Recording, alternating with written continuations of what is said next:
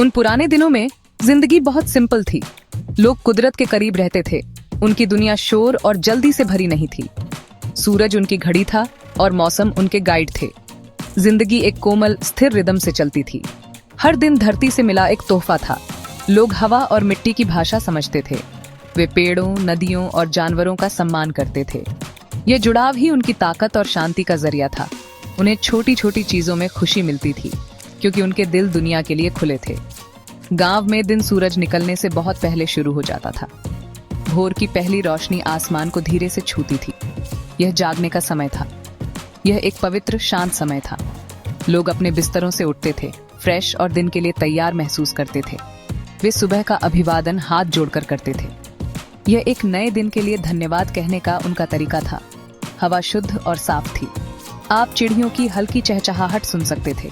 यह हर रोज जिंदगी के एक नए चैप्टर की एक खूबसूरत शुरुआत थी। घर की महिलाएं सबसे पहले बिजी हो जाती थीं। वे रसोई में जाती थीं, एक सिंपल जगह जहां मिट्टी का चूल्हा होता था। वे बहुत ध्यान से लकड़ी या गोबर के उपलों से आग जलाती थीं। हल्की लौ घर में गर्माहट और रोशनी लाती थी। जलती हुई लकड़ी की खुशबू खाना पकने की खुशबू के साथ मिल जाती थी। वे परिवार के लिए सिंपल, पौष्टिक खाना बनाती थीं। उनके हाथ प्यार और लगन से चलते थे। हर खाना जो वे बनाती थीं सिर्फ खाना नहीं था। यह अपने प्रियजनों के लिए उनकी देखभाल और स्नेह से भरा एक आशीर्वाद था। जब महिलाएं घर संभालती थीं, तो पुरुष खेतों में अपने दिन की तैयारी करते थे। खेत उनका जीवन और उनका काम थे। वे अपने परिवारों के लिए प्रोवाइडर थे। वे अपने औजार, हल और हंसिया चेक करते थे। वे अपने बैलों को दिन भर की कड़ी मेहनत के लिए तैयार करते थे। जानवरों के साथ उनका रिश्ता बहुत मजबूत था। बैल सिर्फ जानवर नहीं थे, वे उनके काम में पार्टनर थे। पुरुष खेतों की ओर दिल में उम्मीद लिए चलते थे। वे जानते थे कि उनकी कड़ी मेहनत से मेज पर खाना आएगा और उनके घरों में समृद्धि आएगी। गांव में जीवन खेती से गहरा जुड़ा था। काम बदलते मौसम के साथ बदलता था। जब बारिश आती थी तो बीज बोने का समय होता था। हर कोई बहुत एनर्जी और उम्मीद के साथ मिलकर काम करता था। पुरुष मजबूत बैलों से हल खींचते हुए मिट्टी को तैयार करते थे। महिलाएं पीछे पीछे चलती थीं, छोटी पौध को सीधी लाइनों में लगाती थीं। ये धरती के साथ एक डांस जैसा था। कटाई के मौसम में खेत सुनहरे हो जाते थे। हवा में पकी हुई फसलों की मीठी खुशबू भर जाती थी। यह पूरे गांव के लिए बहुत खुशी और सेलिब्रेशन का समय था। लोग जो खाना खाते थे वह सिंपल था, लेकिन पौष्टिक था। वे वही खाते थे जो वे अपने खेतों में उगाते थे। ताजी सब्जियां, दालें और गेहूं और बाजरा जैसे अनाज उनका रोज का खाना थे। वे अपनी गायों और भैंसों से ताजा दूध पीते थे। वे अपना मक्खन और घी खुद बनाते थे। खाना चूल्हे पर धीरे धीरे पकता था, जिससे सारी अच्छाई अंदर रहती थी। कोई प्रोसेस्ड फूड या आर्टिफिशियल फ्लेवर नहीं थे। हर खाना सीधे प्रकृति माँ का तोहफा था। ये शुद्ध और सिंपल खाना उन्हें ताकत देता था और उन्हें जीवन भर स्वस्थ और मजबूत रखता था। बच्चों के लिए गांव आश्चर्य और सीखने की एक दुनिया थी। उनके पास ज्यादा खिलौने नहीं थे, लेकिन उनके पास अंतहीन कल्पना थी। वे खुले खेतों में और बड़े बरगद के पेड़ों के नीचे सिंपल खेल खेलते थे। उनका सबसे बड़ा खजाना वह समय था जो वे अपने दादा दादी के साथ बिताते थे। दोपहर में वे अपनी दादी या दादा के आसपास इकट्ठा होते थे। वे प्राचीन कहानियों और लोक कथाओं को सुनते थे। ये कहानियां सिर्फ मनोरंजन के लिए नहीं थी। वे साहस, ईमानदारी और दयालुता के बारे में सबक थी। ये कहानियां उनके चरित्र को गढ़ती थीं और उन्हें जीवन के मूल्य सिखाती थीं। बच्चों और उनके बड़ों के बीच का रिश्ता बहुत खास था। दादा दादी ज्ञान और परंपरा के रखवाले थे। उनके पास हर सवाल के लिए एक कहानी और हर छोटी समस्या के लिए एक समाधान था। बच्चे उन्हें बहुत सम्मान और प्यार से देखते थे। उनकी कहानियों के माध्यम से उन्होंने अपने पूर्वजों, अपनी संस्कृति और अपने कर्तव्यों के बारे में सीखा। ज्ञान को एक पीढ़ी से दूसरी पीढ़ी तक मौखिक रूप से पहुंचाने की यह परंपरा बहुत शक्तिशाली थी। इसने परिवार को जोड़े रखा और संस्कृति को जीवित रखा। बच्चे सुरक्षित, प्यार भरे और अपनी परंपराओं में रूटेड होकर बड़े हुए। गांव में कोई कभी अकेला महसूस नहीं करता था। लोग एक बड़े परिवार की तरह रहते थे। समुदाय की भावना बहुत मजबूत थी। अगर कोई मुसीबत में होता था तो पूरा गांव मदद के लिए आगे आता था। वे एक दूसरे की खुशियां और दुख बांटते थे। जब एक नया घर बन रहा होता था तो पड़ोसी बिना पूछे मदद करते थे। जब शादी होती थी तो पूरा गांव तैयारियों में हिस्सा लेता था। यह एकता उनकी सबसे बड़ी ताकत थी। वे समझते थे कि वे सभी जुड़े हुए हैं, एक खूबसूरत कपड़े में धागों की तरह। उनका जीवन प्यार और आपसी सम्मान से बुना हुआ था। त्योहार गांव के जीवन की धड़कन थे। वे रंग, खुशी और उत्साह लाते थे। चाहे होली, दिवाली हो या कोई स्थानीय फसल का त्योहार हो, हर कोई मिलकर मनाता था। तैयारियां कई दिन पहले से शुरू हो जाती थीं। घरों को साफ और सजाया जाता था। खास मिठाइयां और व्यंजन तैयार किए जाते थे और सभी के साथ बांटे जाते थे।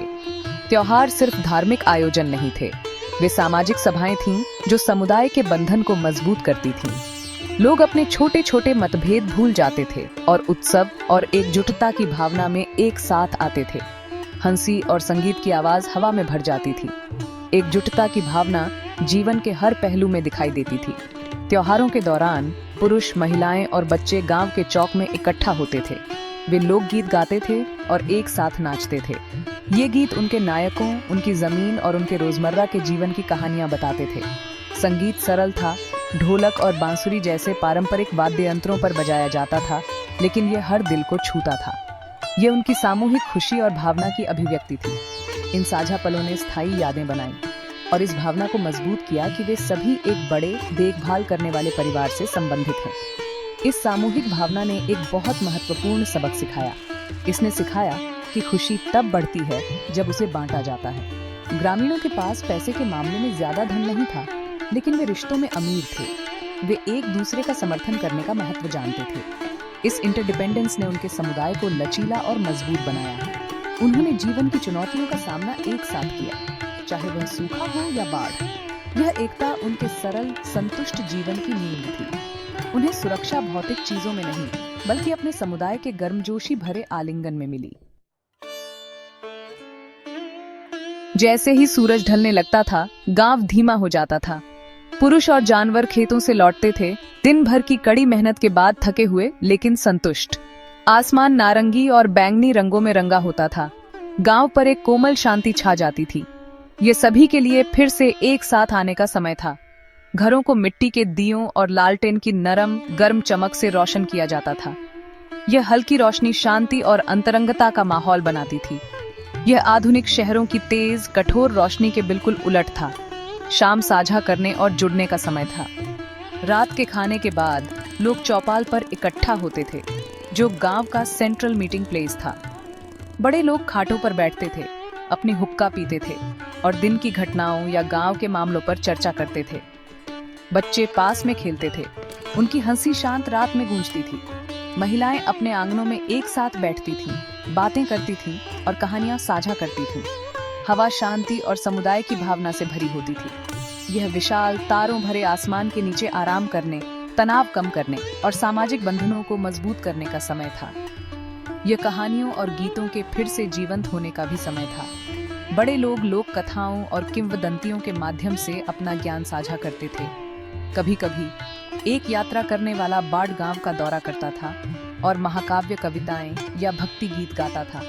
ये सत्र मनोरंजन और नैतिक शिक्षा का मुख्य स्रोत थे।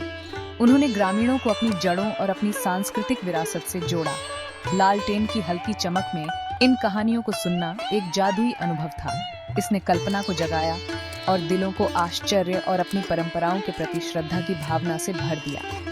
आज हम आधुनिक सुख सुविधाओं और टेक्नोलॉजी से भरी दुनिया में रहते हैं। हमारे पास सब कुछ हमारी उंगलियों पर है, फिर भी हम अक्सर खालीपन और अकेलेपन की भावना महसूस करते हैं। हमने प्रकृति और एक दूसरे के साथ उस सरल जुड़ाव को खो दिया है। पुराना गांव का जीवन हमें एक मूल्यवान सबक सिखाता है। यह दिखाता है कि सच्ची खुशी ज्यादा होने से नहीं, बल्कि ज्यादा जुड़े होने से आती है। यह हमें सादगी में खुशी खोजने, रिश्तों को महत्व देने और अपने आसपास की दुनिया के साथ सद्भाव में रहने सिखाता है। असली धन एक संतुष्ट दिल और प्यार और एकजुटता से भरे जीवन में निहित है।